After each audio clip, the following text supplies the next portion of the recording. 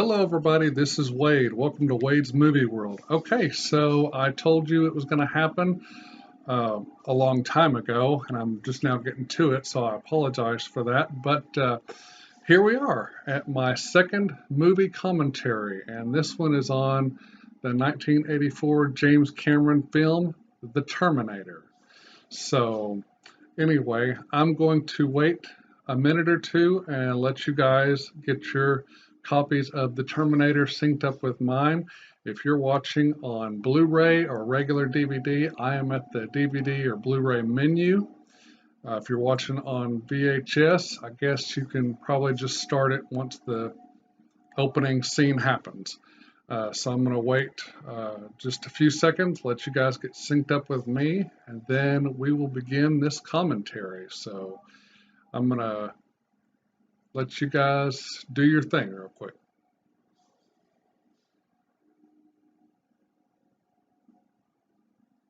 Okay, you should all be synced up with me at the DVD Blu-ray menu. I am watching this on just regular DVD because that's the only copy I have.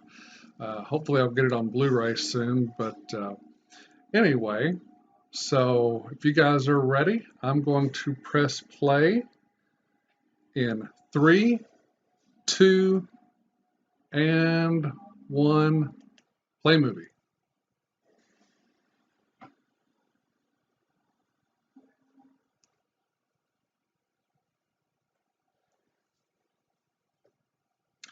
Right, I'm at the Metro Goldwyn Mayer trademark lion roaring head, and now at the Orion Pictures logo. So I hope you all are doing well, and I know everybody's sick of this COVID-19 crap, and but we're not going to talk about that. We're just going to sit back and we're going to enjoy this movie, The Terminator. So, okay, here we go. Hemdale presents a Pacific Western production of a James Cameron film.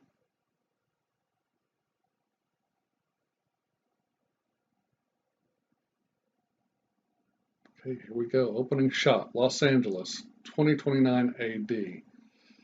So this opening shot was done with models and matte paintings, and yeah, it looks really good. And they didn't have digital technology back when this film was made, so they had to do everything the old-fashioned way, practically, and they did a really good job. It looks very authentic, very believable.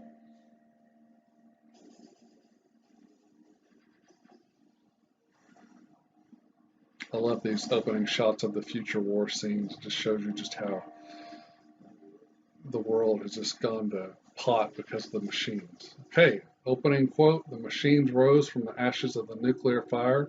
Their war to exterminate mankind had raged for decades, but the final battle would not be fought in the future, it would be fought here, in our present, tonight." Here we go with the opening theme and opening titles. Opening credits, Arnold Schwarzenegger, Michael Biehn, Linda Hamilton. I love this opening score music by Brad Fiedel. Lance Henriksen. The Terminator theme is just one of those themes that you recognize automatically. Paul Winfield as Lieutenant Traxler. I love the Terminator theme. I especially like this version of it just because it's just so retro. So that time back in the 80s. Director of photography, Adam Greenberg. Music by Brad Fiedel, and he did a hell of a job on this movie and on the second movie as well.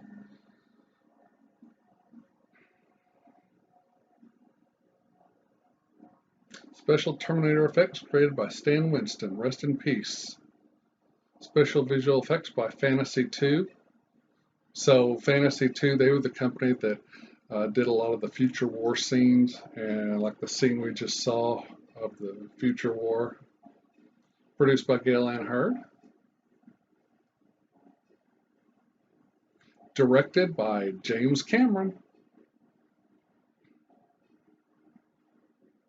The Terminator. Fuck yeah.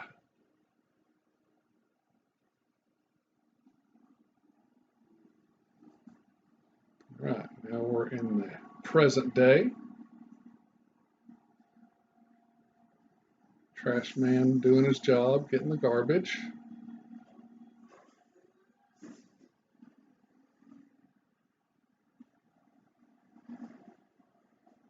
Los Angeles, 1984, 1:52 a.m. One thing I like about this shot is, like a lot of the other movies, they show the little sphere, the time displacement sphere that the Terminator comes out of. Well, they don't show it in this movie. They show it just off screen. So all they're showing right now is just the lightning that's happening from it. They don't show the actual sphere. What the hell? And he sees what he thinks is a man just come out of nowhere, and he runs away. There he is. The man, the myth, the legend, Arnold Schwarzenegger, T-800, Cyberdyne Systems Model 101.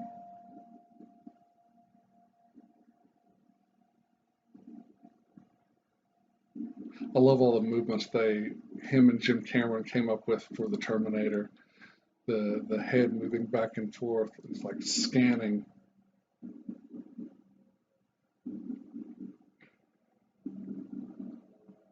He walks over to the edge of this. It's like the Los Angeles Observatory or something like that. And looks out over the city.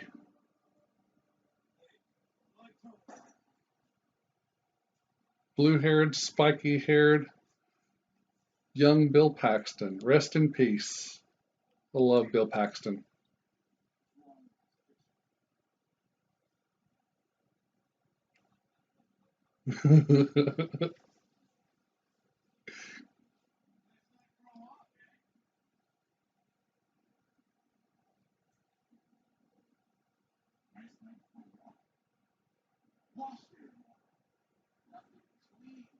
Here in just a second, it shows you just how powerful this Terminator is and what he does to these guys.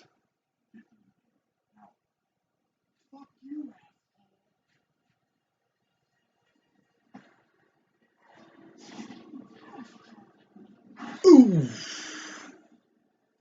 God! Stuck his hand right through him and ripped out his heart. Oof! Yeah, you better give him your clothes, man. He'll kill you. I love that blood all over his arm after he rips that guy's heart out.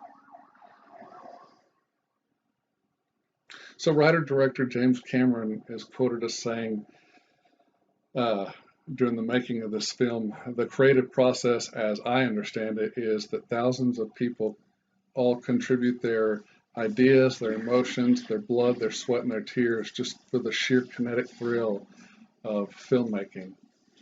One of his producers on the film, William Bill Wisher, is quoted as saying that he always thought this film, The Terminator, was like It's a Wonderful Life with Guns.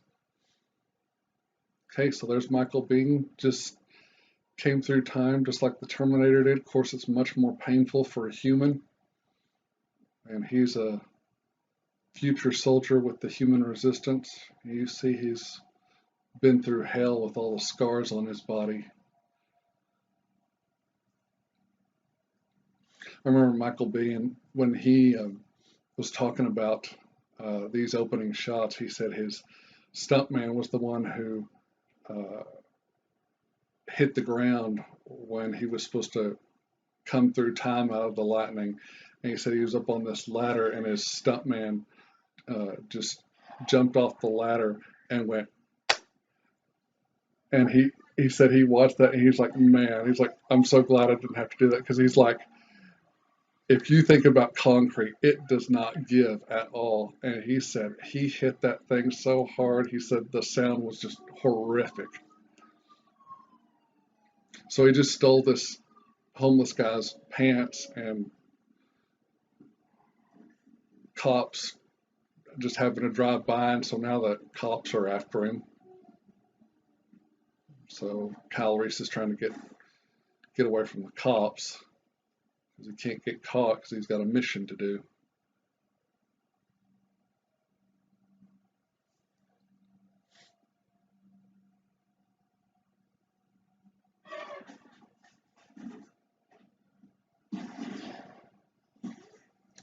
Jim Cameron had a lot of different jobs before breaking into filmmaking. He saw the original Star Wars in 1977, and after seeing that film, he said he quit his job as a truck driver to break into the filmmaking industry.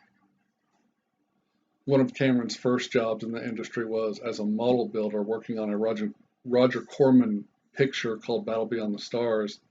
And the production ran into trouble and they needed someone to step in as art director. So overnight, he went from being a model builder to art director on one of the very first pictures he ever worked on. And think about that.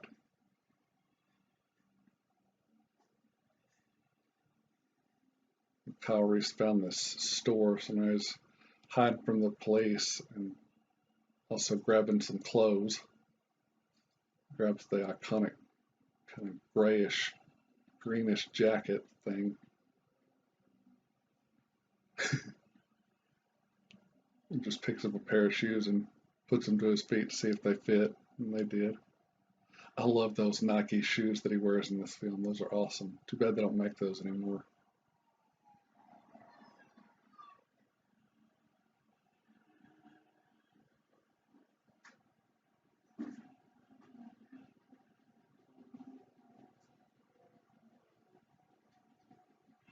Really? You don't go up there and check to see if he's up the escalator, you dumbass?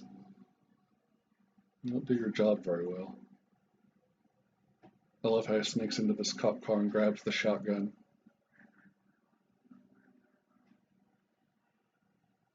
But a lot of police officers got their butts chewed out for that one. Like, you let the perp get away and he stole your shotgun out of your car? Really?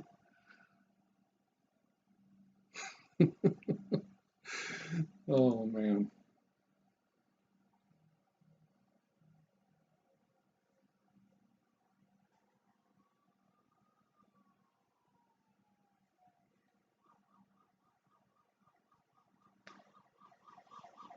Jim Cameron always said that uh, he liked dreams and nightmares because they gave him great imagery, and that's how he got the idea for this movie. Um,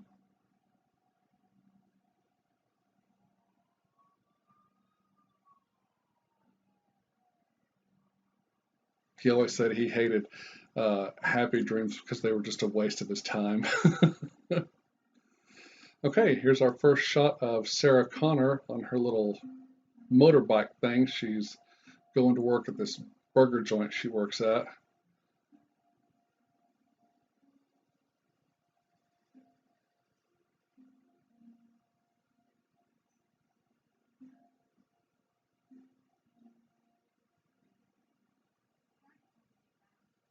As far as the dream thing, when Jim Cameron was in post production on Piranha 2: The Spawning, he called Gale Ann Hurd, who would become his producer on films such as, of course, The Terminator, Aliens, The Abyss, and Terminator 2: Judgment Day. He called her early one morning when he was in Rome in his hotel room, and he was sick at the time. He had a real high fever, and in a fever dream, he told Gale Hurd that in his dream he had this image of this robot cyborg Terminator coming out of the fire, and he told his producers and his writing friends about the dream, and he ended up saying that he knew that there was something great in that dream, and he was looking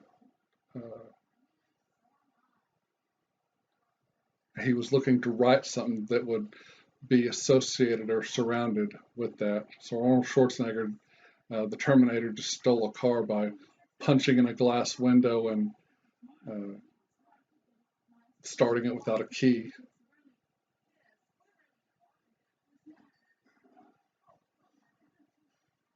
God, I'd hate to work as a waiter or waitress in a food service industry. Jeez. Oh, someone should spank that child. That's bullshit.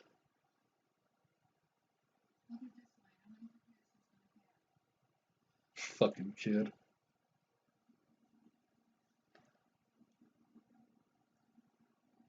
Puts ice cream all over her work uniform.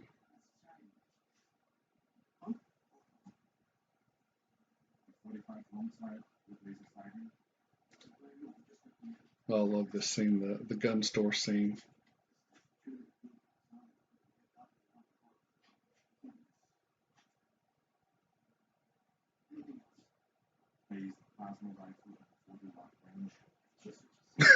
Just what you see, pal.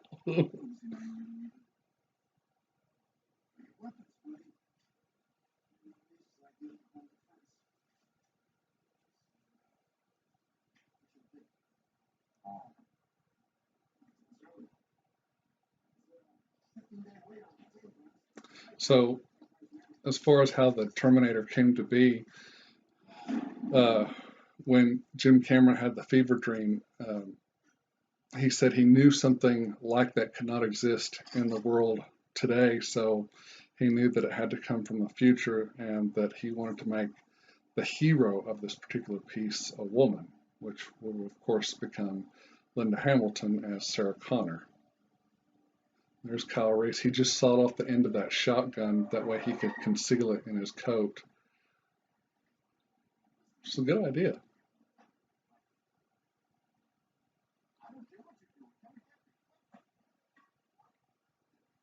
Hey man, you got a serious attitude problem.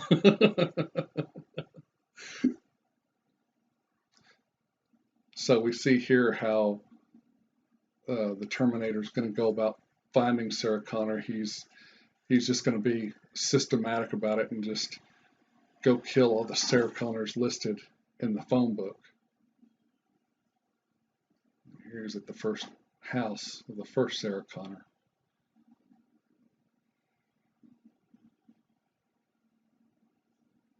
And there goes the dog.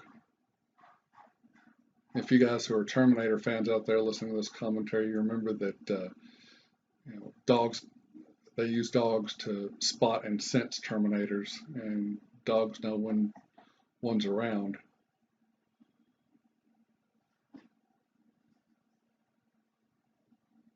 Sarah Connor.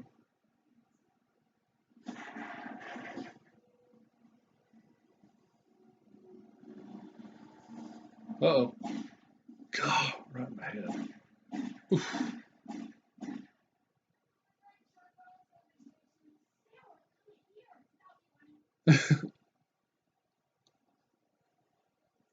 So the real Sarah Connor is fixing to see a news report about the first Sarah Connor that was shot. So she's just now learning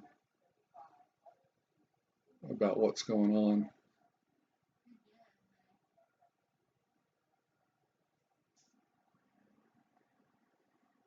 And she's not really afraid right now, but that's going to soon change.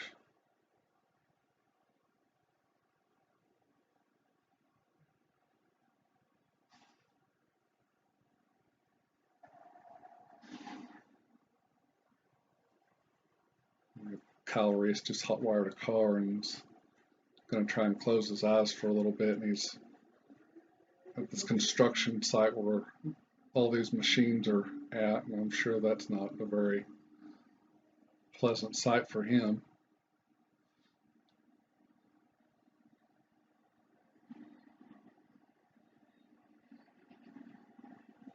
So after writing the script and giving it to different studios, Gail Ann Hurd and James Cameron were turned down by every major studio.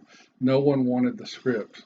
Fortunately, they did have a connection at Orion Pictures with a group of people who they had worked with on a Roger Corman picture, who Cameron uh, worked for on several other pictures, and they gave the script to them, and the people at Orion read it and ended up loving it and wanted to move forward with it. So now we're back in the future war, Kyle Reese is having a dream. He's asleep right now. He closed his eyes to get a little bit of sleep, and now he's dreaming about all the shit that he's gone through as a soldier in the future. HKs and Terminator tanks and all that stuff.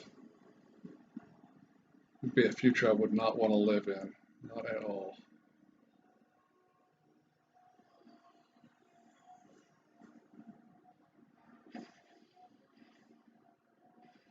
I love the look of the firing laser beams by the machines in the future war. They're kind of plasma looking with blues and purples.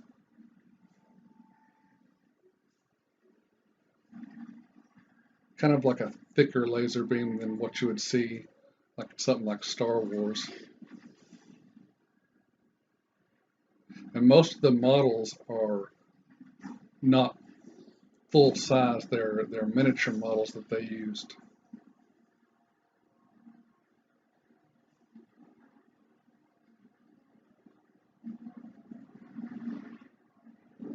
Now Kyle Reese and some of his soldier buddies in the future that he's dreaming about are trying to outrun a HK, a hunter killer, which is a flying Terminator machine.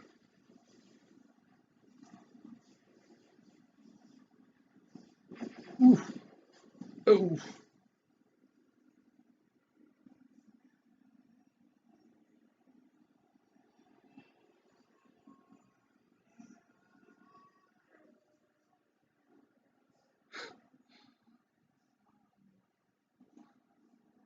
That's so scared he woke himself up. Poor guy. He probably suffers from PTSD.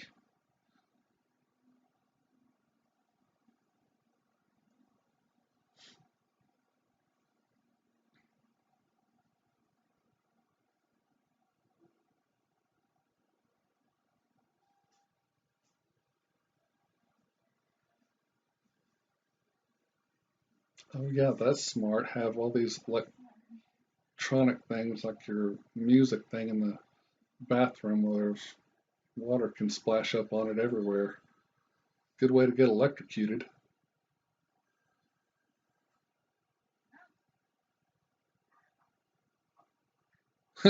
She's wearing a Jetsons t-shirt as she gets ready.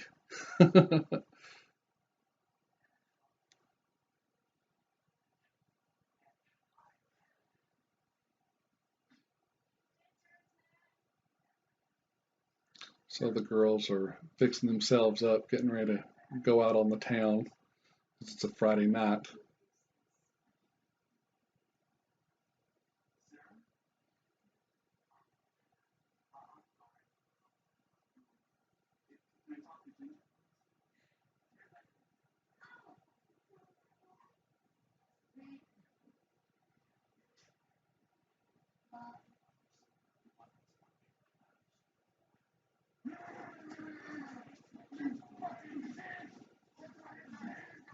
Okay, now we're getting our first introduction to the cops in this movie at the West Highland Police Station.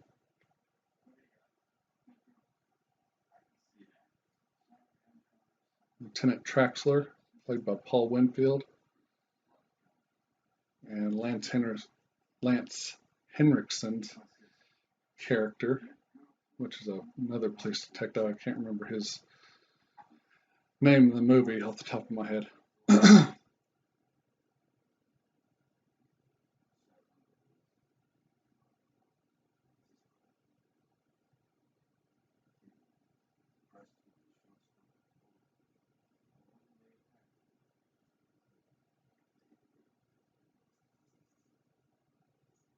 Oh, girls clean up nice. Before Arnold Schwarzenegger was cast, Lance Henriksen was up to play the title role of the Terminator.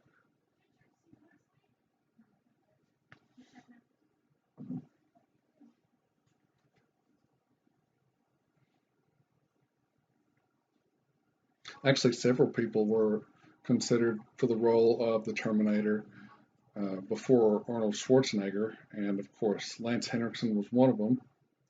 And at one point in the casting process, O.J. Simpson, of all people, was being considered for the role, but of course they ended up going with Arnold Schwarzenegger.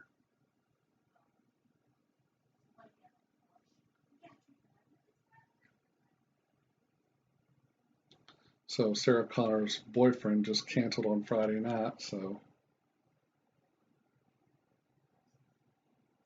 she's gonna go out to a movie and go have something to eat.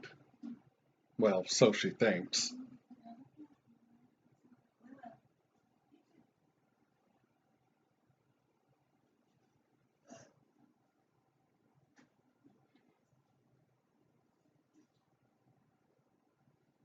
Okay, now we're getting into part of the film where Sarah kind of starts getting spooked and paranoid.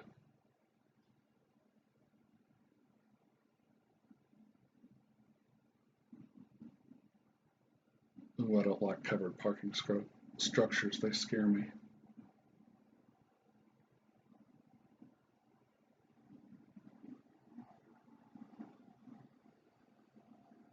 As far as casting goes, for the one who would play the title character of the Terminator, James Cameron originally thought that the Terminator was someone who could easily blend in and had initially wanted, again, actor Lance Henriksen, whom he had previously uh,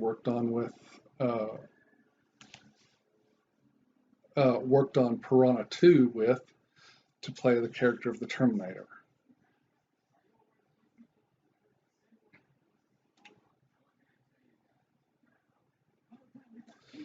Jim, when he was thinking about Lance for the Terminator, he saw Lance as a kind of praying mantis type that could easily uh, bring something interesting to the role and be a Terminator that could, just blend in and vanish into a crowd.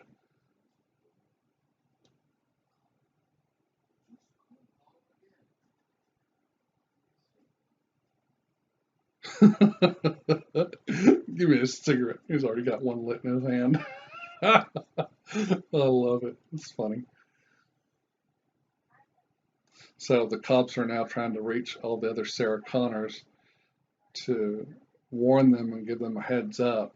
And they're calling the real Sarah Connor now, and no one's answering because uh, her roommate Ginger is having sex with her boyfriend, and they're playing music at the same time, so none of them can hear the phone going off. So, isn't that lovely?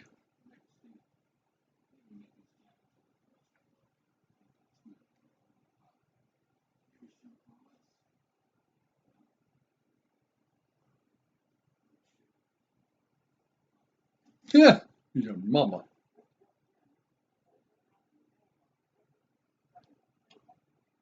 So, Sarah's at this pizza joint having dinner, and they've got the TV on, and now she's fixing to learn about the next Sarah Connor that's been killed. And now she's starting to get spooked.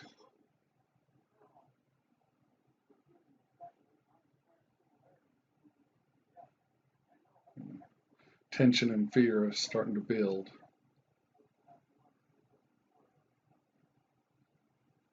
It's one thing I like about this movie. It starts out kind of slow, like it's a slow build, but once the action starts, it starts and it doesn't let up till the very end.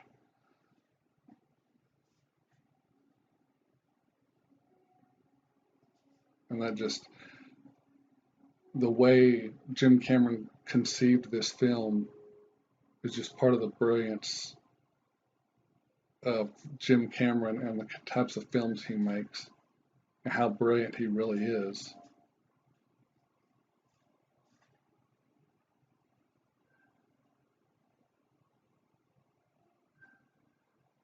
Oh God, it's like everyone's watching her, which I'd be the same way.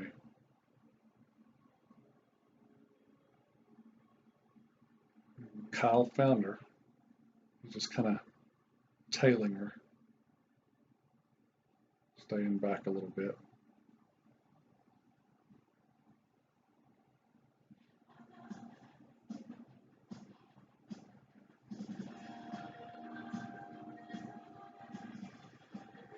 She's trying to hide from him. He keeps on walking by the window, but he'll come back. And she's in this dance hall bar type place called Technor. Really? You have to pay $4.50 to use a phone? What a crock.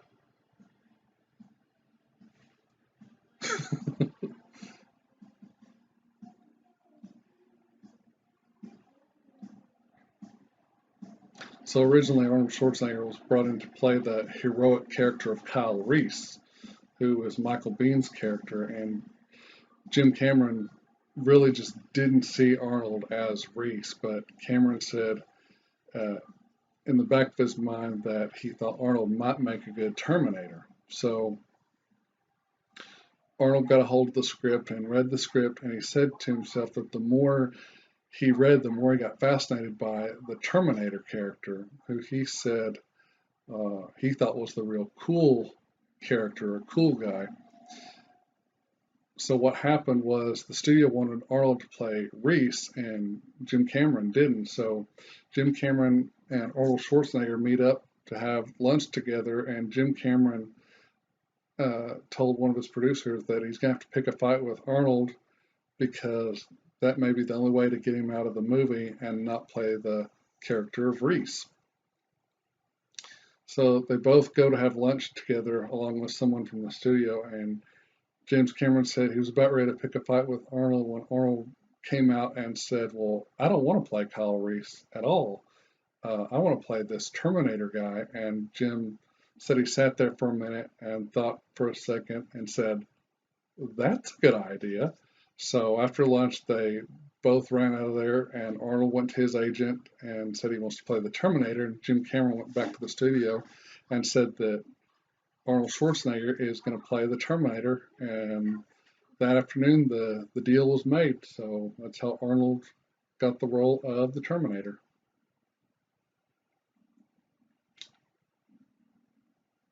Okay, so he found out where Sarah and Ginger live. Now he's there. He's fixing to kill these two because he's looking for Sarah. Of course, she can't hear what's going on. She's still got her damn earphones in.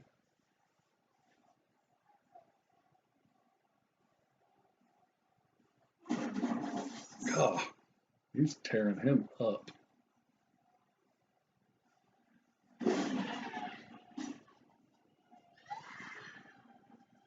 Okay, so the boyfriend's dead and Terminator's fixing to get her. Right in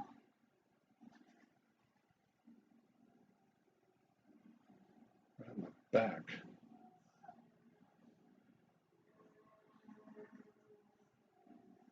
Relentless killing machine.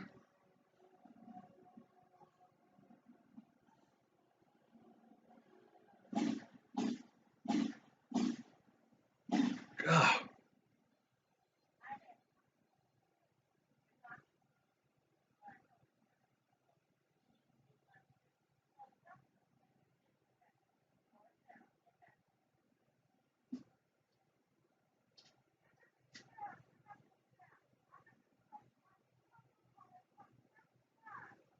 So Sarah's leaving a message on the phone, and the Terminator's hearing everything she's saying. So he knows where she's at.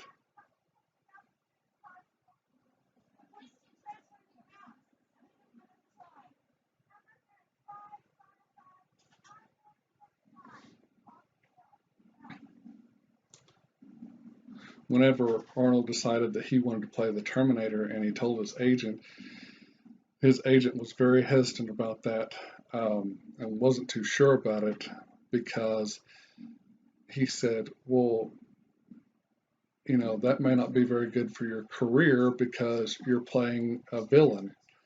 And thinking about it in another way, saying that at the same time, well, it's the title character of the picture. But initially, the deal, of course, was made, and as we all know, he became the Terminator.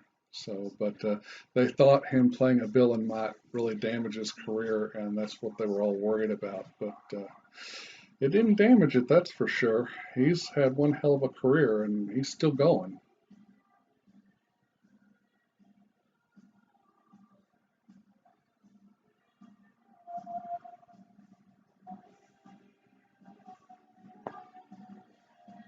Man, that Terminator's fast. He made it to that club in a hurry. He's already there.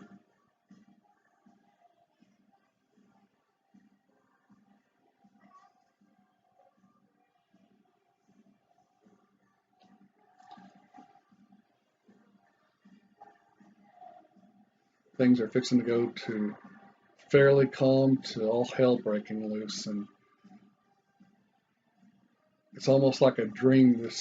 They used this slow motion build up right before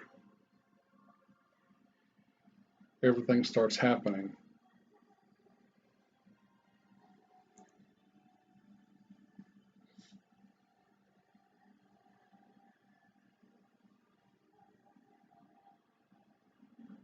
And he's not the one you need to be concerned about, Sarah. He's there to protect you. She just saw that Reese is in the bar with her, and she doesn't know that he's the protector and Arnold's the bad dude.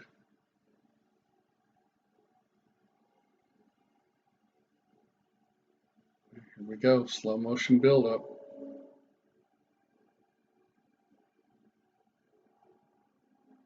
What's funny about this nightclub sequence is when they were shooting this, there were a lot of people trying to get in thinking it was an actual bar and nightclub, and people were willing to pay to get in.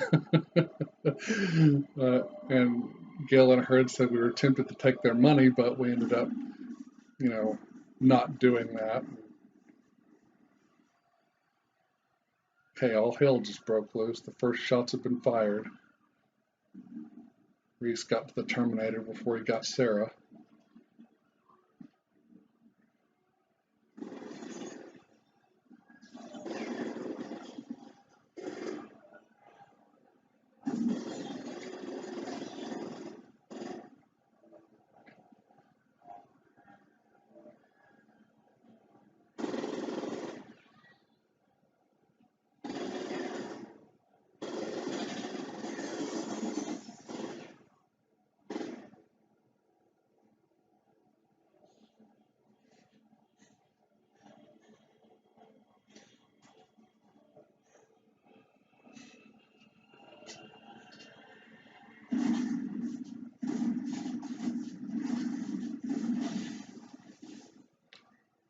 It's one hell of a shotgun. It sure knocked him back.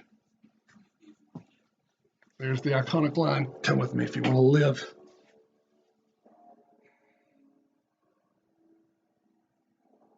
And she sees that he's getting back up, and she's like, "Oh my God, those bullets didn't kill him."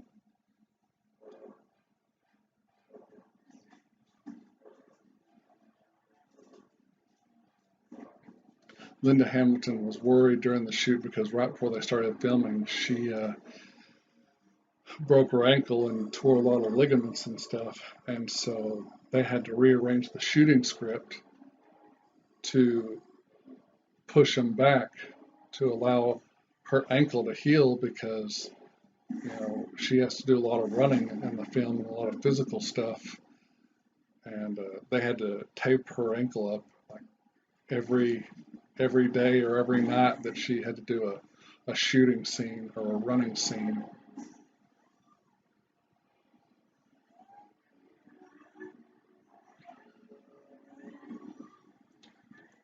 So now Reese and Sarah got to the car, and they just knocked off the Terminator, so now they're fleeing. But not only are they fleeing from the Terminator, they're fleeing from the damn cops.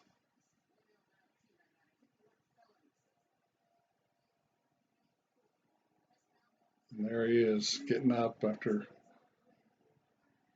being shot at and he's smoking.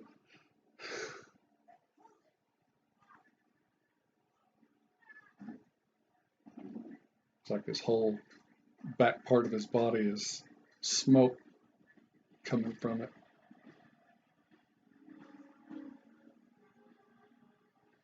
Gail Hurd said that with Arnold Schwarzenegger as the title character, it created this idea of this unstoppable Terminator that you didn't need to believe initially that there was a metal robot body under the skin and the tissues. The body was enough to convince people that he was dangerous and lethal.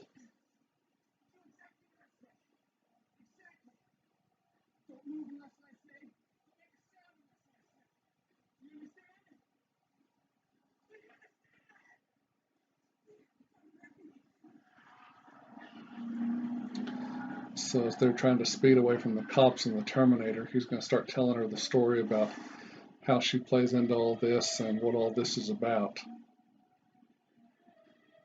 which is great because it's exposition mixed in with action, which is awesome.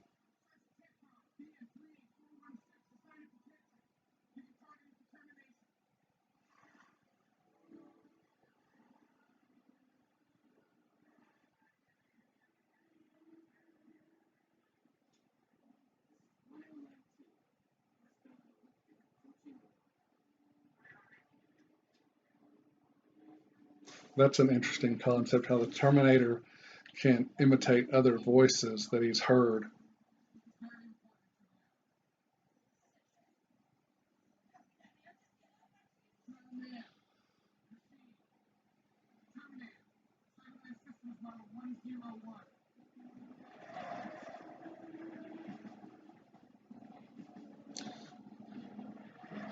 So with Arnold Schwarzenegger cast in the picture, and he was the first one to get cast, with Arnold, they essentially had a go picture, which means the film was greenlit for production.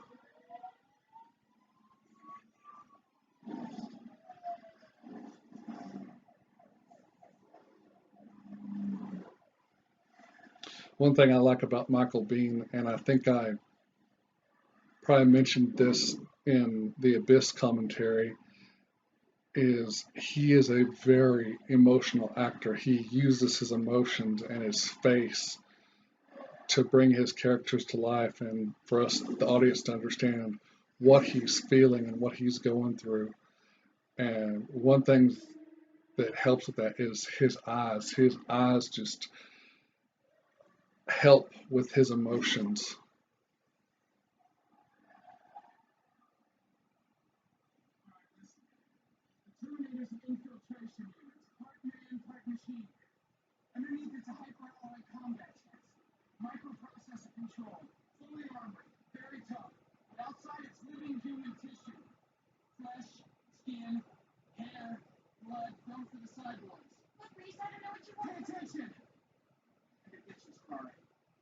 For the character of Kyle Reese, they cast Michael Biehn, and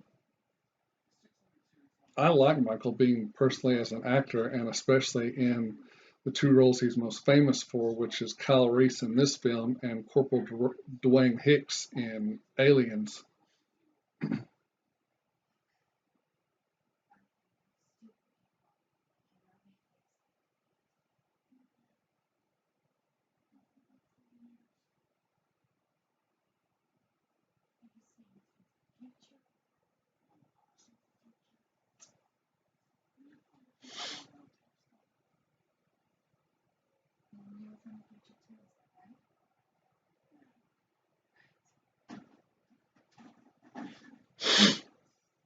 So right now she's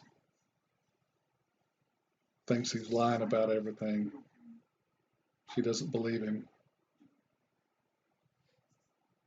Listen, understand that Terminator is out there. It can't be bargained with. It can't be reasoned with. It doesn't feel pity or remorse or fear, and it absolutely will not stop ever until you are dead. Galen Hurd said that Michael Biehn had not just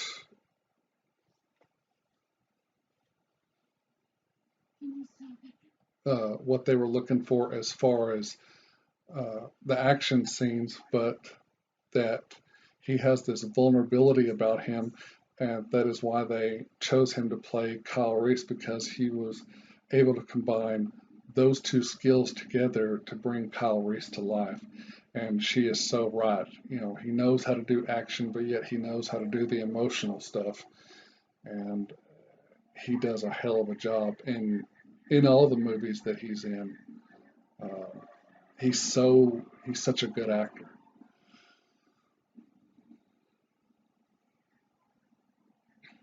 So now the police are in this parking structure that they hid the car that they were in, and now Sarah and Kyle are searching for another car.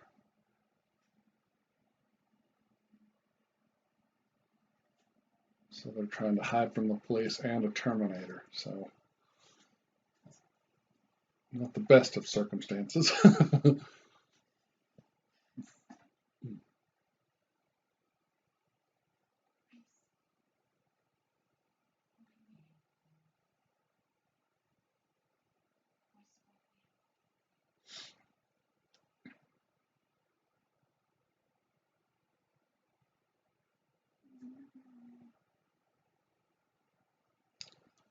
So now he's explaining to her why it's after her, why she's important, how she fits into all this,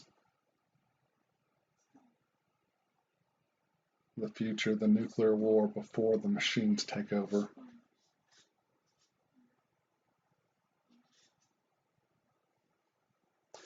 So for the character of Sarah Connor, James Cameron went with actress Linda Hamilton. Linda wasn't a newcomer to the industry. She had been in the business both in movies and TV prior to starring in The Terminator. She had starred in several TV movies, a few TV series, and a couple of movies before becoming Sarah Connor. Before The Terminator, she's probably best known for her role in the horror film Children of the Corn, where she played the character known as Vicky.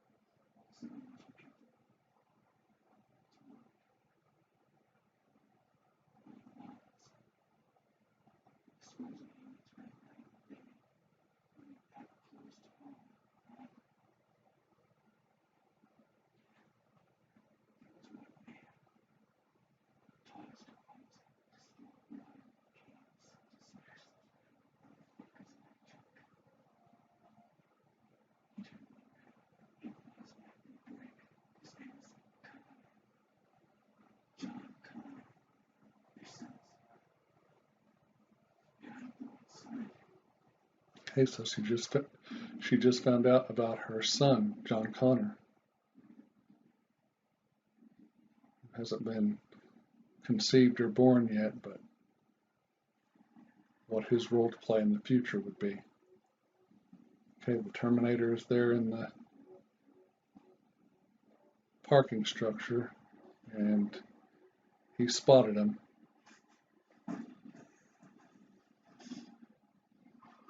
One thing about when the Terminator was searching, he uses his eyes, he moves his eyes, and then his head like follows his eyes. It's like a what James Cameron described as like a shark or a security camera scanning, which was really brilliant. It really worked for the character in this piece. Okay, so chase number 2 is on.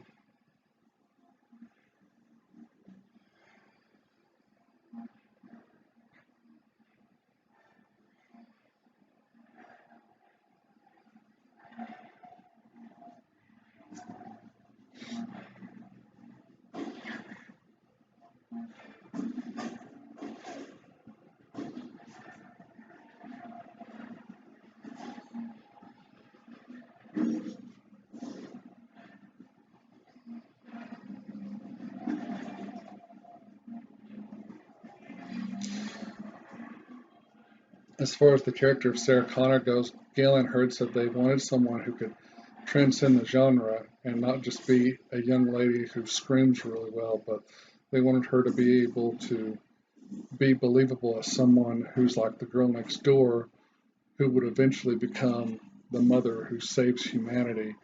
And Linda Hamilton was able to do that with her character and the way the story arcs very, very well.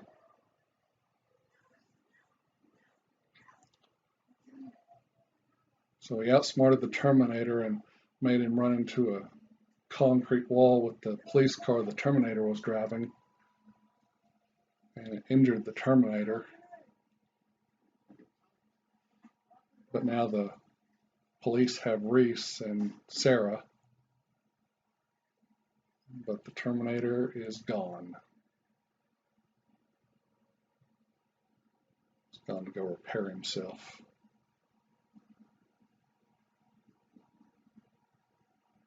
Now Sarah's finding out that Ginger and her boyfriend Matt are dead, and she's at the West Highland Police Station with the 2 detectives, Lance Henriksen and Lieutenant Traxler.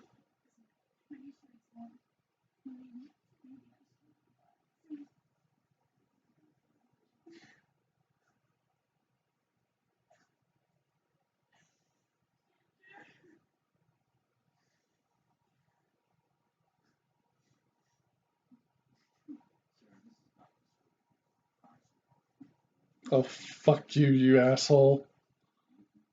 God, that guy. Dr. Silverman in this one and Terminator 2. God, he's such a pompous ass. Such a unlikable character. You just want to walk up to him and punch him right in the mouth. Oh, I can't stand him.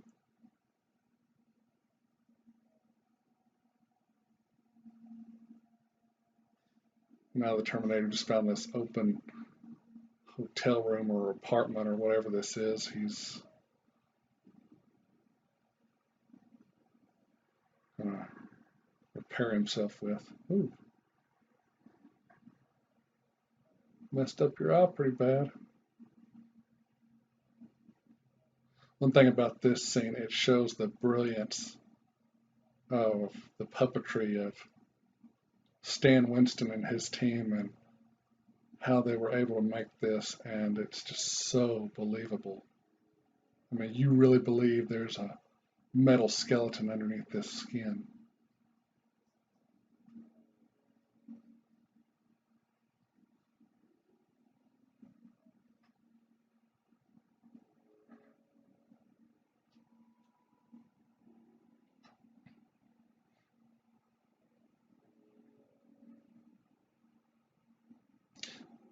My only question in this scene is, where the hell did he get these surgical instruments from?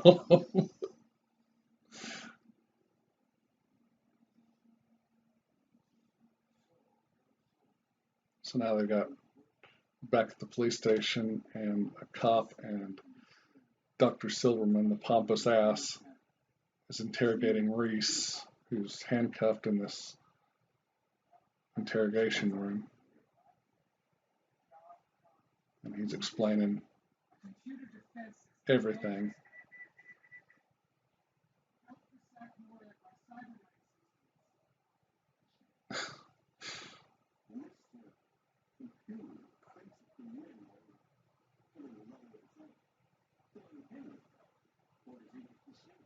Right.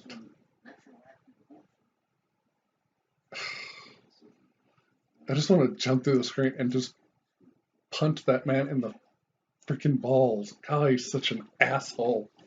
I hate him. And the guy who plays him just brings him to life so well. I mean, you just.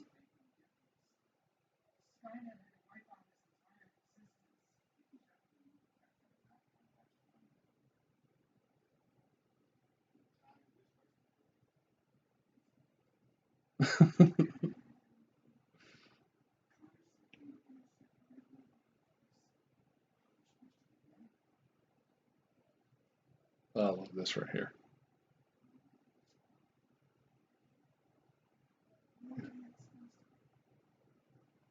It's just him and me.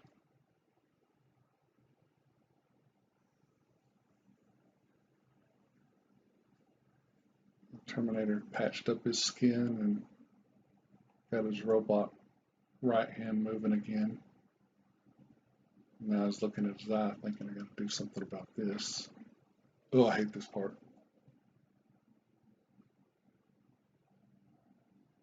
Ooh.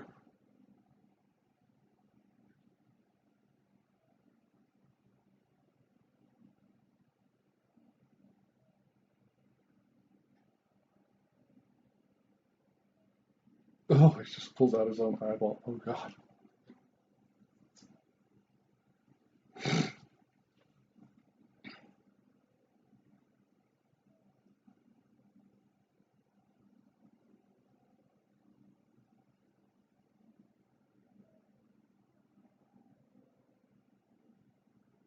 So I pulled out the damaged eyeball, and now we see the red lens, the Terminator eye, underneath the skin. Oh, it's brilliant. Such good practical work done in this film. CGI is good if it's done right, but if it's not done right, it just looks like shit. But practical effects, I'll always like practical effects before CGI shit.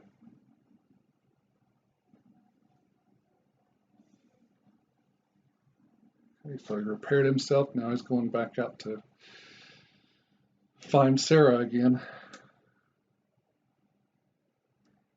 And they're rewatching the video of the interrogation. The two detectives, the doctor and Sarah, and some other detective.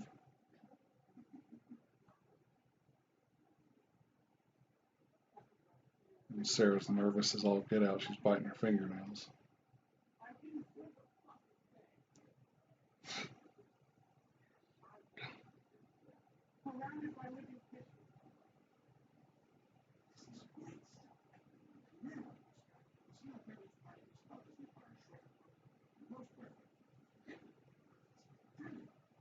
Shut up, pompous ass.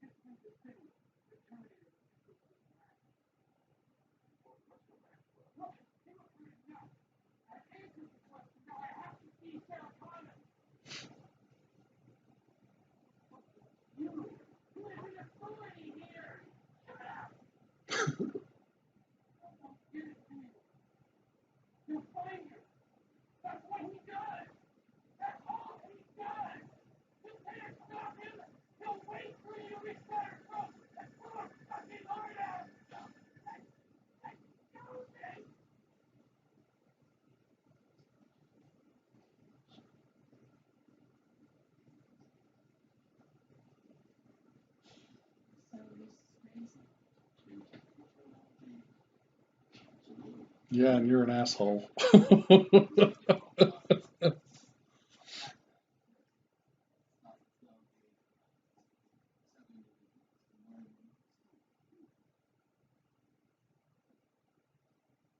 about when it comes to the answer.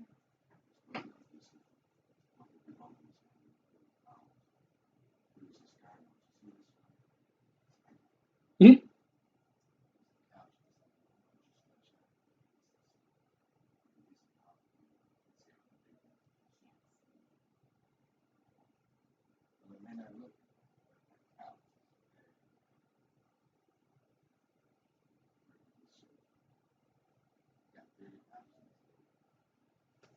You put 30 cops between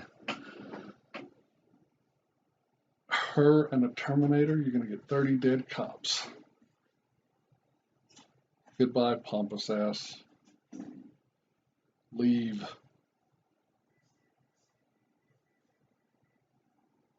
Guess who just walked in the door? The Terminator.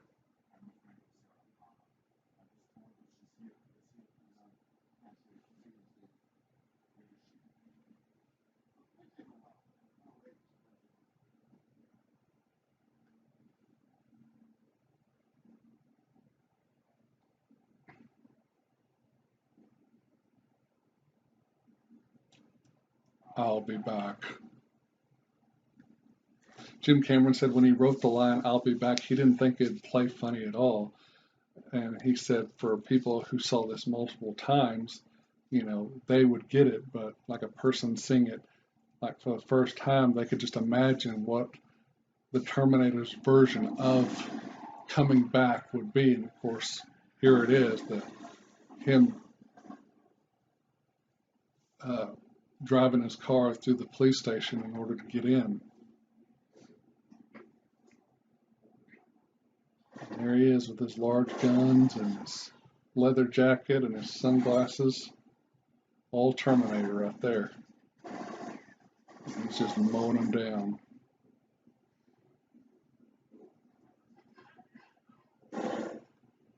The heads of the studio told James Cameron and Gail Ann Hurd that also in order for the film to be greenlit, besides getting Arnold, they had to get a man by the name of Dick Smith, who was the character makeup star artist at that particular time. And Dick Smith talked to Jim Cameron and Gail Hurd and read the script and said to them both that I'm not the right guy for this, to do the makeup for a movie like this. And he said the right guy is Stan Winston. So he got them in touch with Stan Winston, and they said that Dick Smith really went to bat for the movie in order to get the right person to work on the film with them, which was Stan Winston. So Stan ended up doing the special effects and makeup for the Terminator character in the film.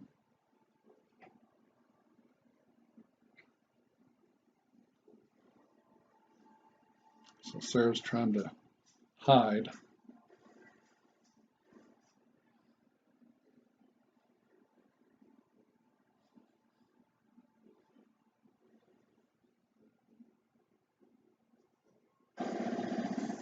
Oof, man.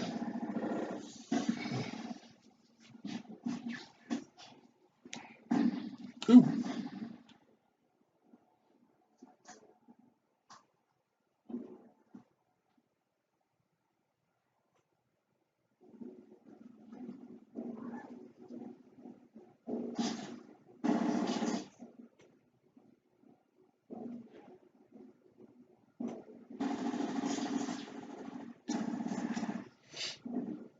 Well, killed Lieutenant Traxler.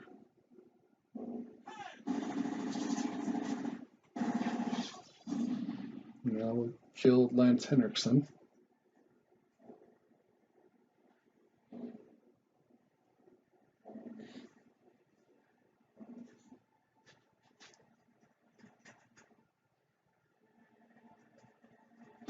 Sarah's hiding under a desk in this office, and Kyle Reese broke loose, trying to find her.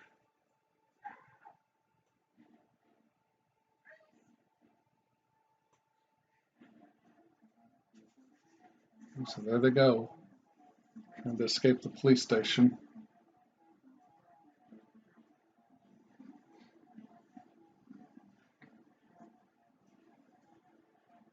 He's still hunting them.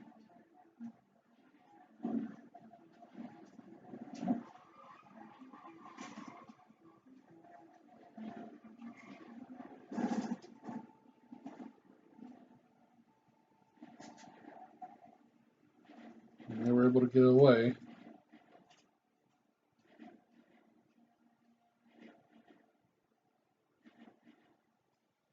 He's like, nope, I ain't done with y'all yet.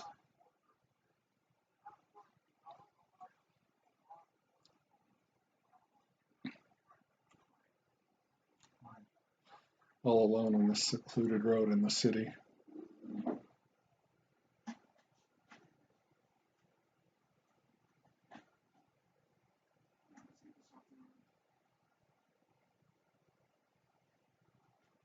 They just ran out of gas, so now they're having to hide the car and they're going to sleep under an overpass or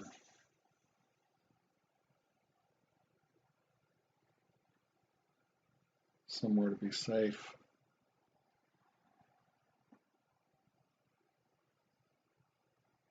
Maybe that's a storm drain. I don't really know what that is.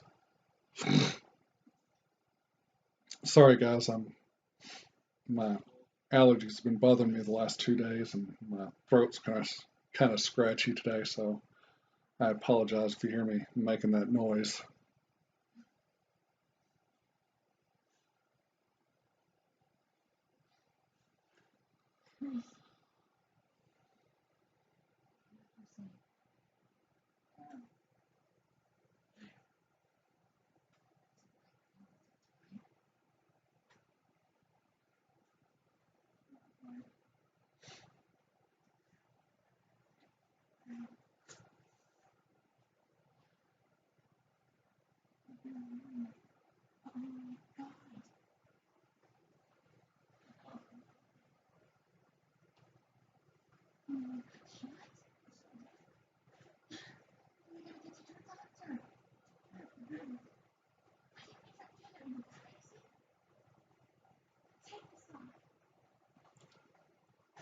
So Reese got clipped by a bullet back at the police station. Not a bad one. I think it's like just a flesh wound or something. But Sarah's gonna help him take care of it by putting a dressing on the wound.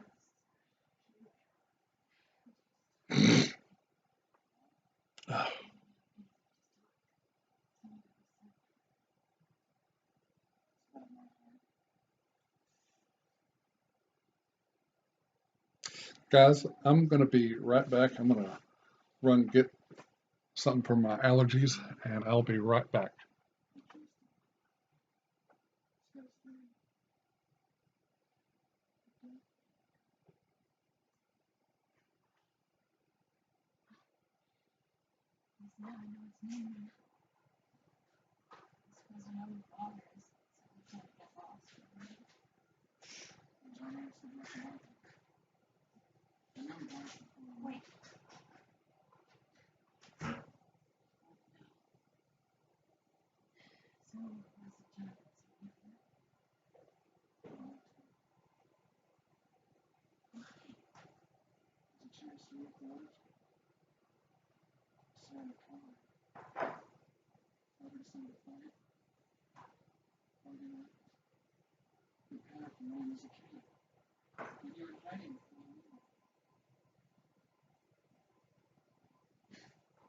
You're talking about things that I haven't done yet in the past tense.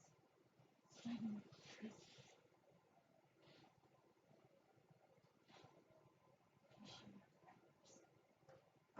I'm sure. Do I look like a mother with a future? Am I tough? Organized? I can't even balance my check. Look, this man has to dishonor, and I don't want it. Any of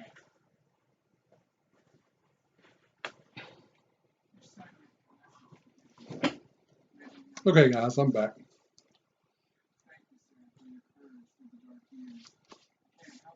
Got something to eat too, because it's not good to take pills on an empty stomach. Always take with food.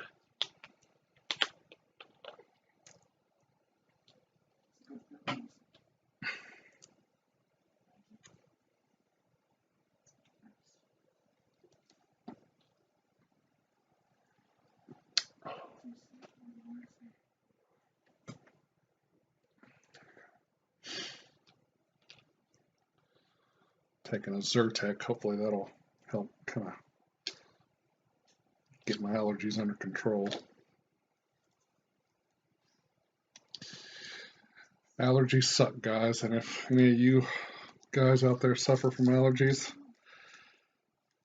I know what you're going through. Allergies suck big time.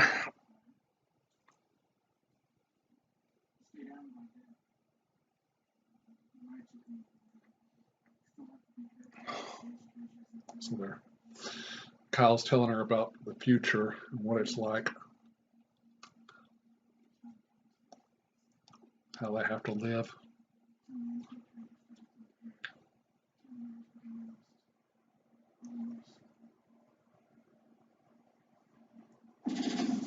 So for these future war scenes, like I said before, they use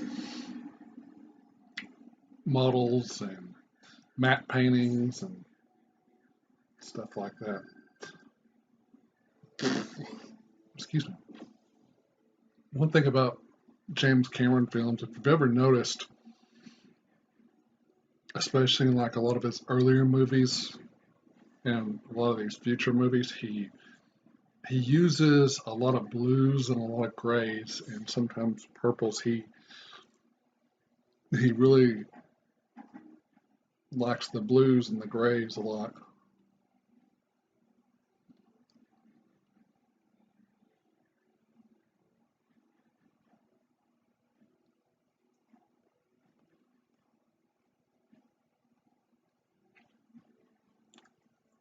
Of course, we know he likes blue in Avatar because the avatars, the characters are blue.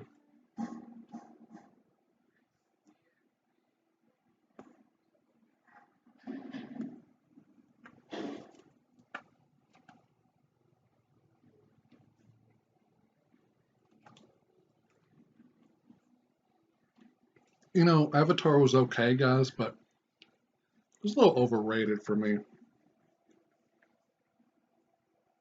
I mean, the 3D detail on it was pretty cool and was done really well, but I don't think we need like 5 or 6 more of those movies. I would have rather seen Jim Cameron do something like maybe Alien 5 or something like that. I mean,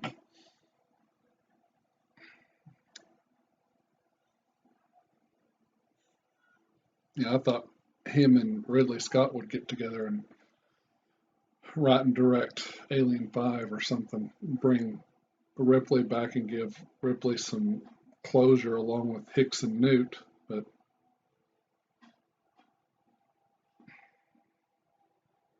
since he's doing this, all these avatars, I guess that'll never happen. So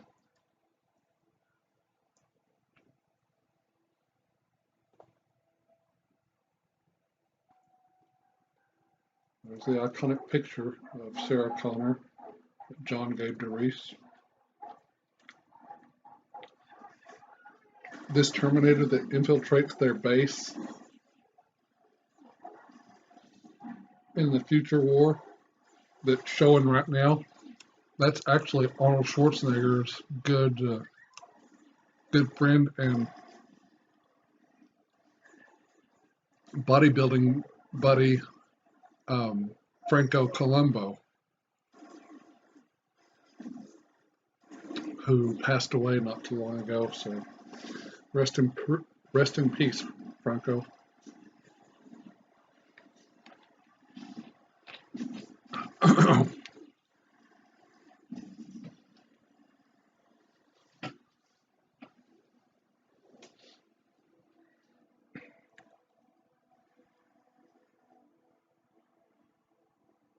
His red eyes, wow.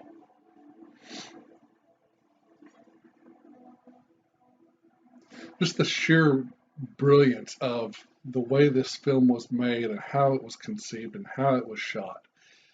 It's just amazing. It's such a good movie. And a lot of people think, oh, it's just a sci-fi action movie. I mean, yes and no. There's something in this movie for everyone. Um, a lot of people don't think this, But I see it, yes, as an action movie, yes, as a sci-fi movie, but it's more of a love story. It's a love story between this guy who comes across time to save the woman he loves, which is Sarah Connor.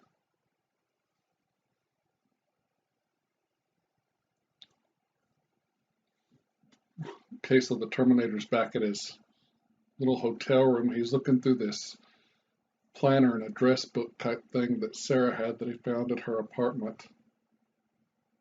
Oh, I love this. Hey, buddy, got a dead cat in there? He goes through a list of responses in his eyes. Possible responses: yes, no. Fuck you, asshole. That's the response it chooses. I love it.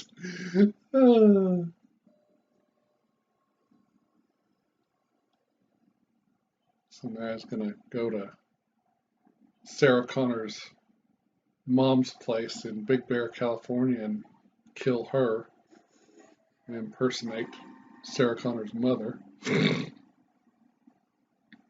So now they're out of the overpass or underpass or storm drain or wherever they were at. Now they're getting a motel so they can kind of relax and freshen up a little bit before the next fight.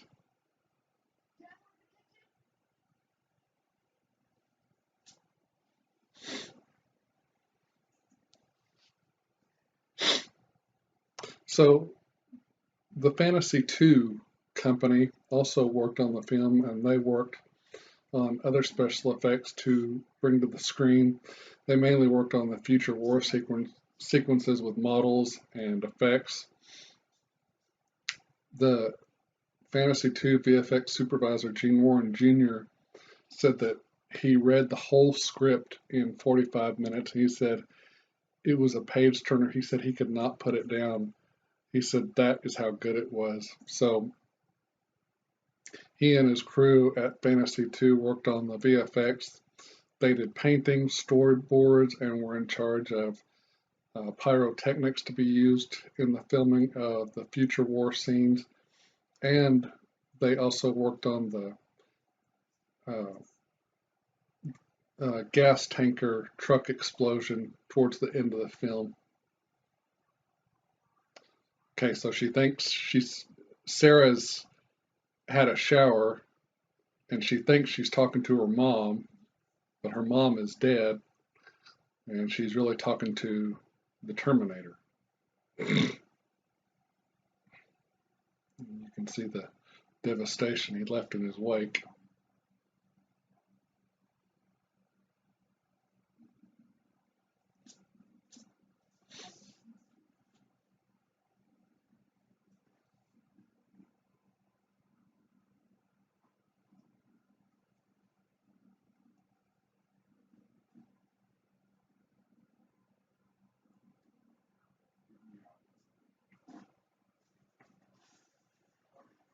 So she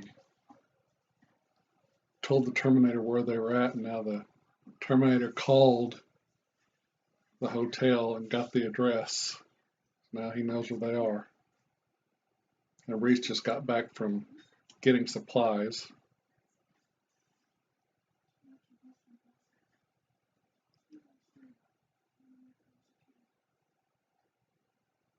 So they're fixing to make pipe bombs.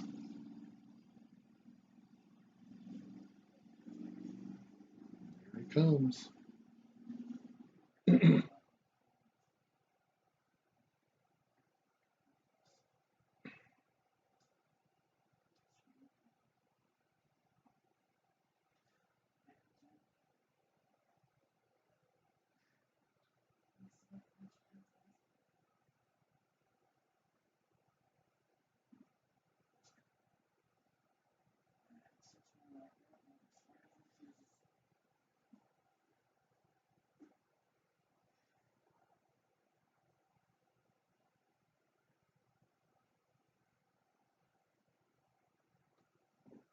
So they finished making the pipe bombs, and now they're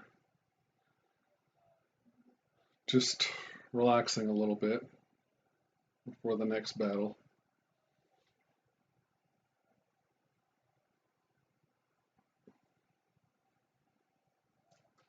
So VFX supervisor Gene Moran Jr. and James Cameron decided to use techniques such as hanging wires on models and doing a lot of high-speed photography and in-camera effects to bring the future war sequences to life.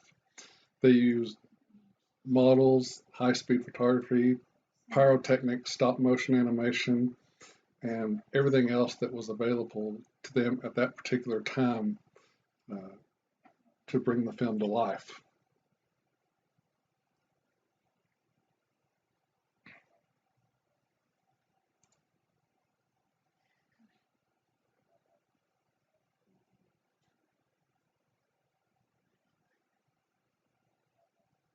So now they're having a conversation about the women where Kyle lives, and she's wondering if there's anyone special, like a wife or girlfriend or something. He's fixing to tell her why he crossed time.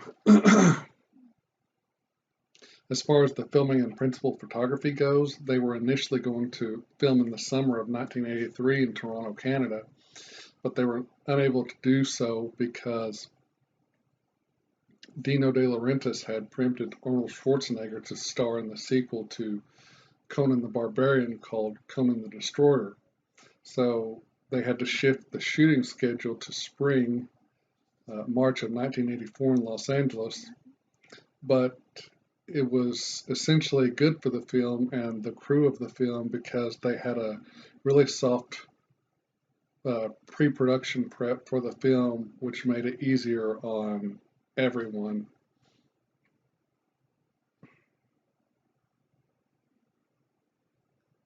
Right before, I already mentioned this earlier, but right before they started shooting and doing principal photography on the film, Linda Hamilton, she broke an ankle and tore ligaments.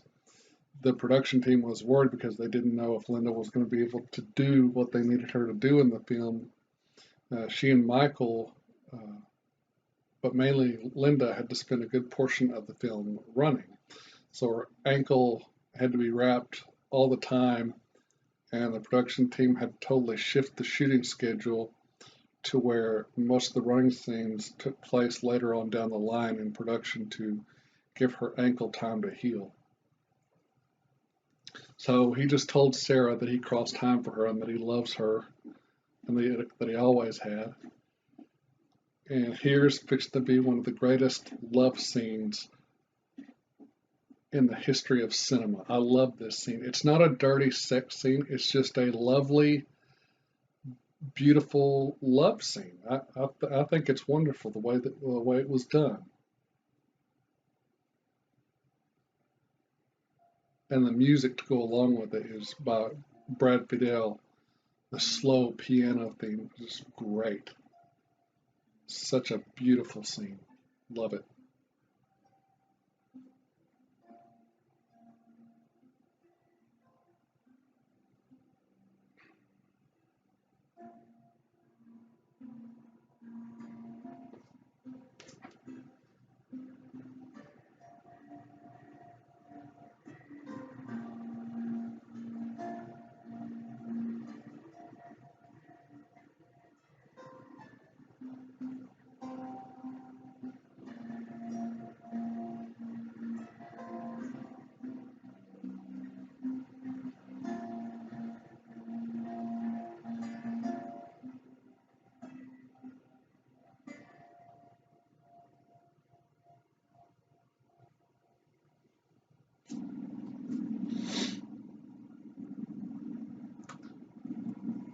So, the love scene was great, and that's how John Connor was conceived. So Kyle Reese is the father of John Connor.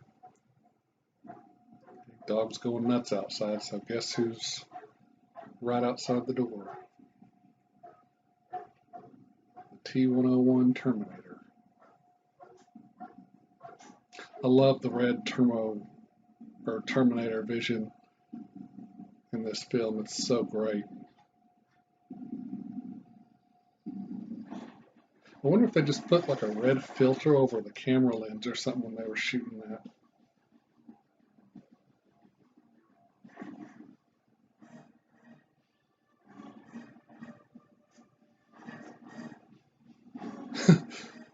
They keep stealing cars. They just stole this guy's pickup.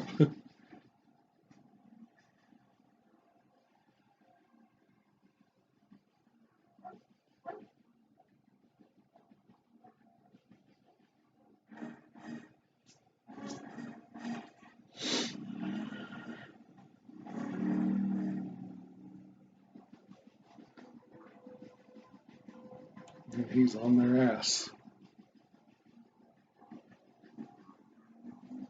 He's catching up to him. Oh, these chase scenes are so good.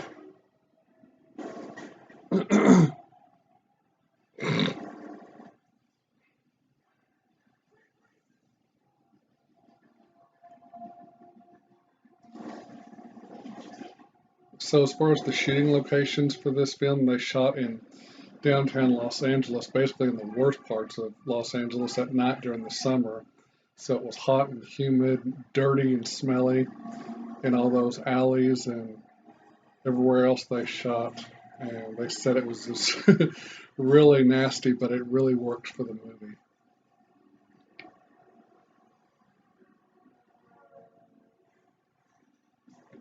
What's interesting, in the summer of 1984, Los Angeles had a medfly scare, and so the city started spraying, and they would spray the San Fernando Valley one day, and then Pomona the next day. The locations the film would shoot in, and somehow ended up matching all the spraying areas.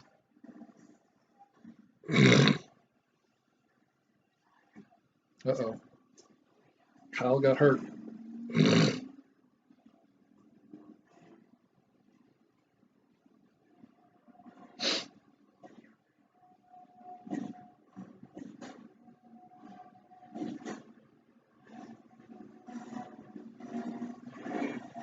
Oh, there you go, Sarah. Knocked him off his bike.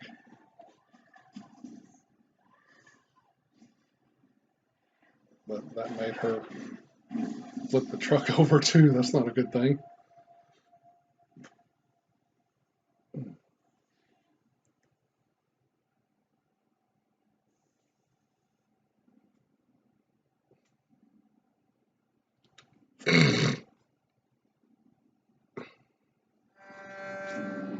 Oof!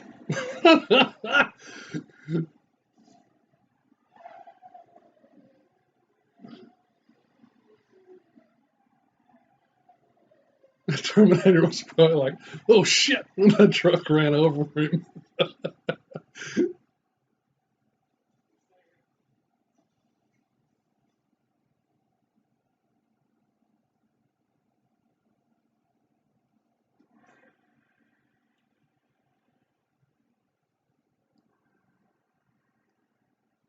So now we're fixing to see a lot more of the makeup and prosthetics that Stan Winston did on Arnold. Man, that looks so good. It doesn't look like cheesy CGI either. It just looks awesome because it's all practical. Okay, the Terminator got this tanker truck, so now he's coming to try and run over Sarah and Kyle, and they're trying to get out of the pickup that she accidentally flipped over. Hurry up! Get the bombs, get the bombs. There you go. Oof.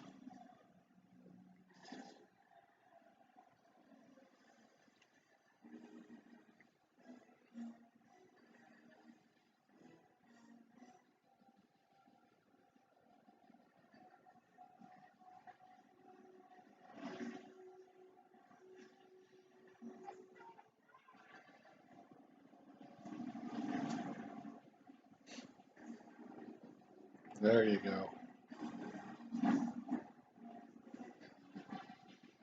Now, this is a real truck that Arnold's driving, but here in just a second, Kyle just stuck a pipe bomb in the tailpipe, and now, not yet, right about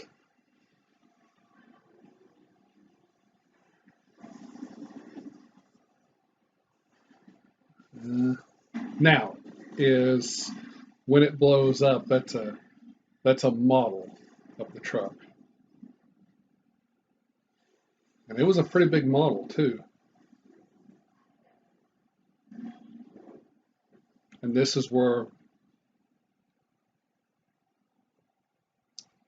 here in just a minute, we'll see the iconic image that James Cameron had when he had the fever dream of the Terminator walking out of the fire or rising up out of the fire.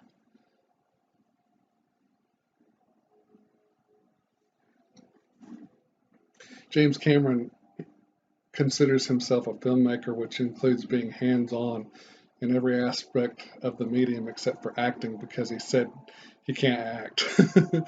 When working with Stan Winston on the endoskeleton for the Terminator, he wanted to see some other variations and have choices to pick from, including his own sketches and paintings that he had for the look of the endoskeleton. So both he and Stan Winston looked at some other options, which included sculptures and other artistic variations for different possible looks for the endoskeleton, but they both ended up going back to the original initial concept painting that Jim Cameron had done earlier. And Stan Winston actually had to literally talk Jim into creating a full-size endoskeleton that they could use during principal photography. Jim had originally planned that most of the endoskeleton work and scenes were going to be done using stop motion animation, and Jim was torn in both directions about how much should be done in whichever way, because Jim was set on making sure everything looked as real as possible. Okay, so here it is, the fever dream, the Terminator walking out, rising up out of the fire. And there it is. All the skin and flesh has been burnt off. Now it's just the endoskeleton.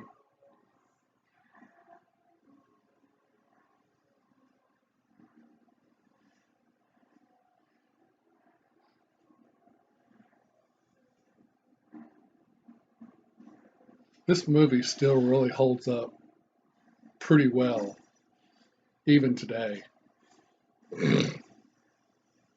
It's dragging its leg because its leg got hurt, but it's still going after him.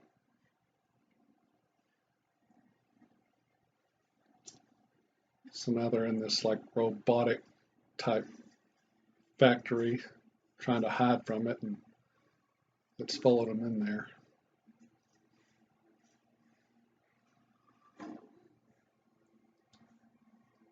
They did use stop motion animation, but for most of the work it was done using a full-size endoskeleton, and they were able to use the full-size skeleton and got a lot of performance out of it using puppetry and animatronics. So Reese is turning on all these machines in the factory, so we'll have a hard time tracking them. The signal or whatever will get scrambled up.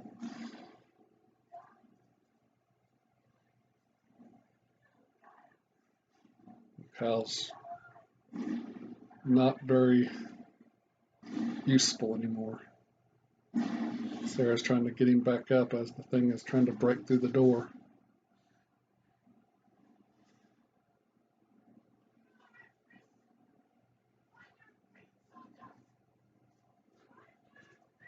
This is really where we see Sarah transform in the film into who she becomes later on, like in Terminator 2 and Terminator Dark Fate.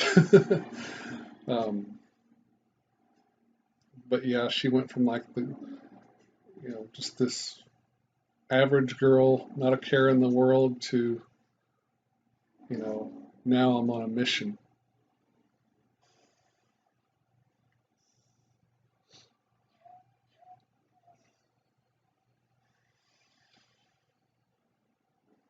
They built the upper torso section of the body of the endoskeleton, and it would be used for walking and upper body movement, especially in the factory sequence, which we're in right now. That part of the endoskeleton was carried on top of the shoulders of a puppeteer, and that was one of the many techniques they used for the endoskeleton.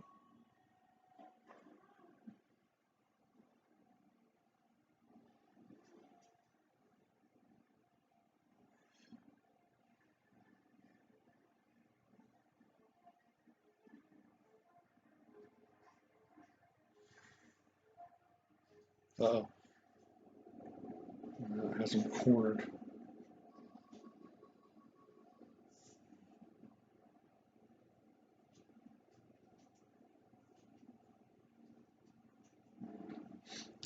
They built a full standing endoskeleton that could be shot from head to toe.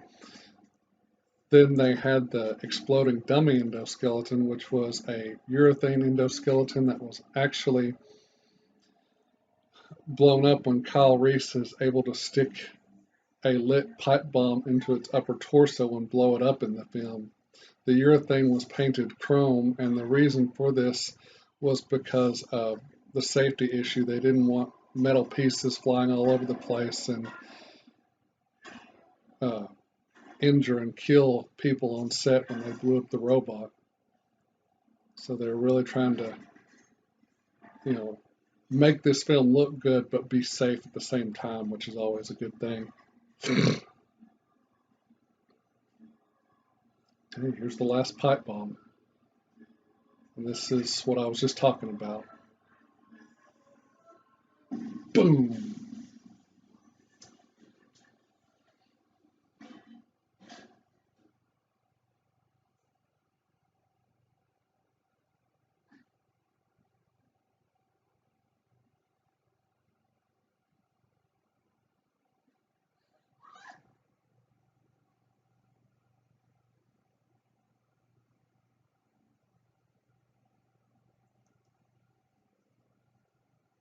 Ooh.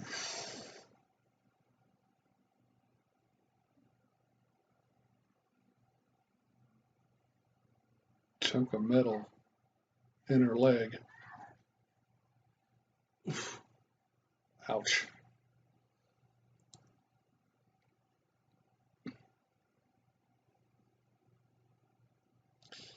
And that's the end of Kyle Reese. He's dead. The filmmakers did everything in terms of guerrilla filmmaking to make the film work because everyone was so involved and invested in making this movie work and look as good as they could get it. And they did one hell of a great job.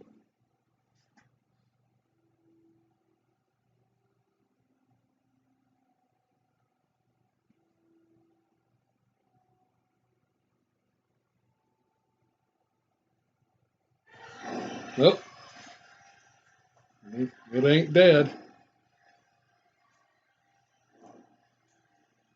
The upper section of it's still alive. Its legs have been blown off, but it's still using its arms to chase Sarah.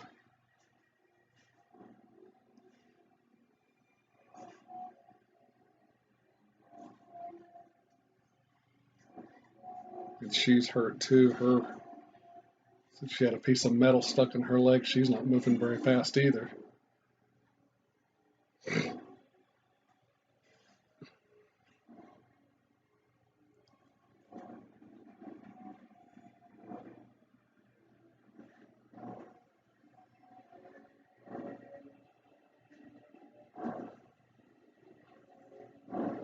This is almost like a horror movie in itself, too. You think the monster's dead and it's not dead. It just keeps coming and coming. So this could be classified as a love story, an action movie, a sci-fi movie, and a horror movie.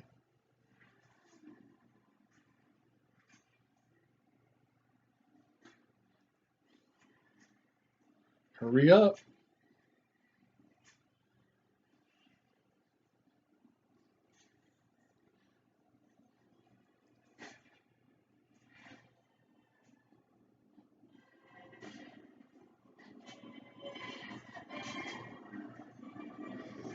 There you go.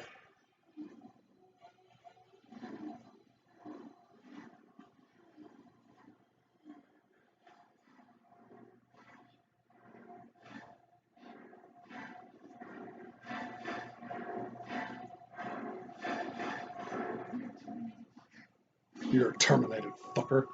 Hydraulic press. There it goes.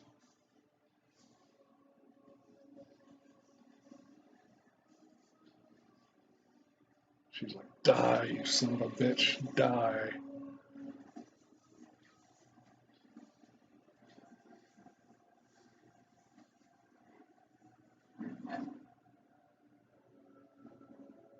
And the red eye goes out. But that arm piece sticking out, as we all know, will come into play later in the second movie.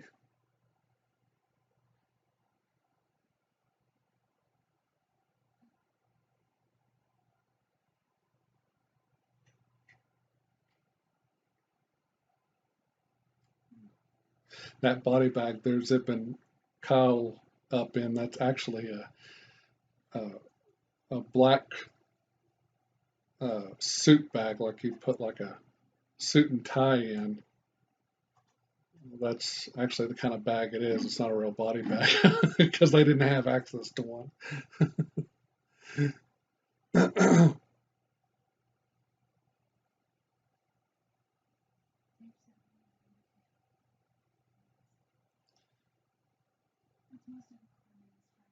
Several months later, and now we're driving through the desert, and Sarah is several months pregnant with her son,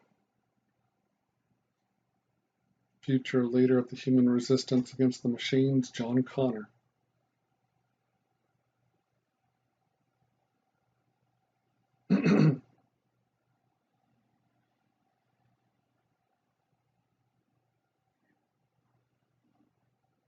I like that Jeep.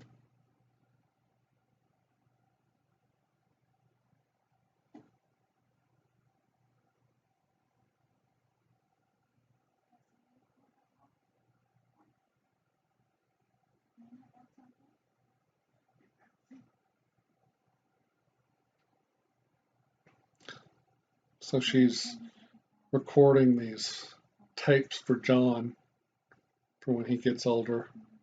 Well, he'll have knowledge about what to expect and hopefully questions answered. We're fixing to find out where the iconic photo that Kyle Reese had comes from.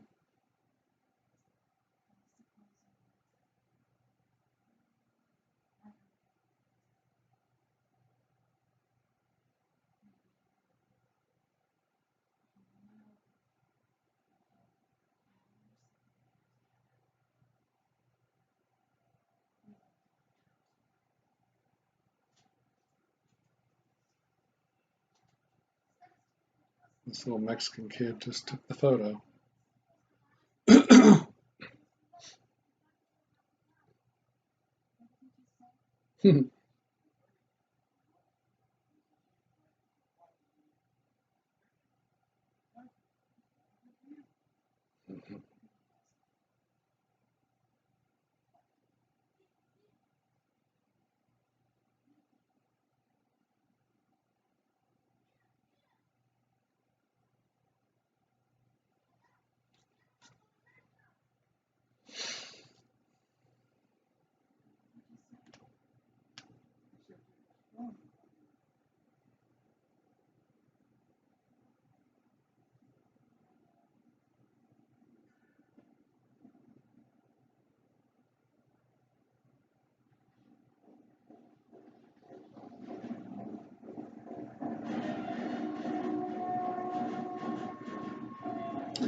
Okay, guys, that's it. The Terminator. She drives off into the desert as the storm rolls in.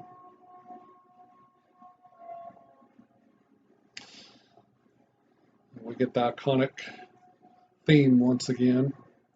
The musical score of the film was done by Brad Fiedel, and he said that he thought the way he pictured the movie is that it needed to have a percussive driving beat to go with it, with the idea of the film. The music of the film has this metallic, constant beat to it, and it works so well in the film and adds so much depth and emotion, and also a terrifying sense of tension being on the run, trying to outrun this machine, this Terminator. But at the same time, the music in the film, particularly the love theme, humanizes the film, and which, I mean, he's right on about that. I mean, during that love scene and they play the love theme, oh my gosh, it makes this movie 100 times better than if it had no music at all. So that just tells you how important music is in a film.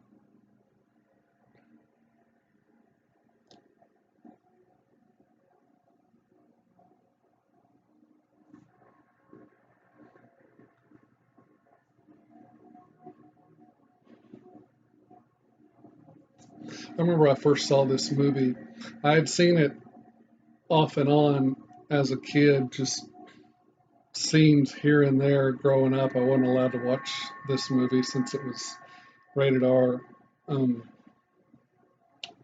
but I think I saw it all the way through for the first time in 2003. I actually found the DVD in uh, a store called Circuit City, which used to be a store, but unfortunately went out of business.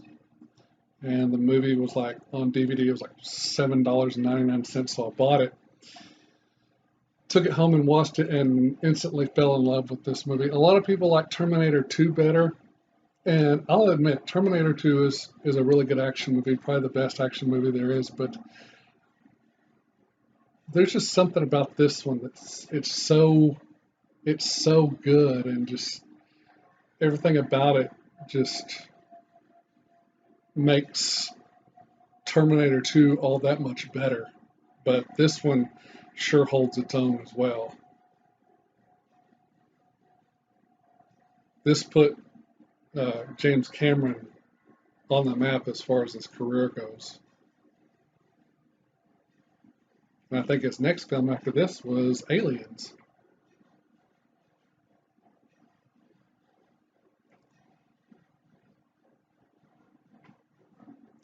Okay, guys, that's it. I will bid you all a good night. I hope you've enjoyed this commentary. I enjoyed making it.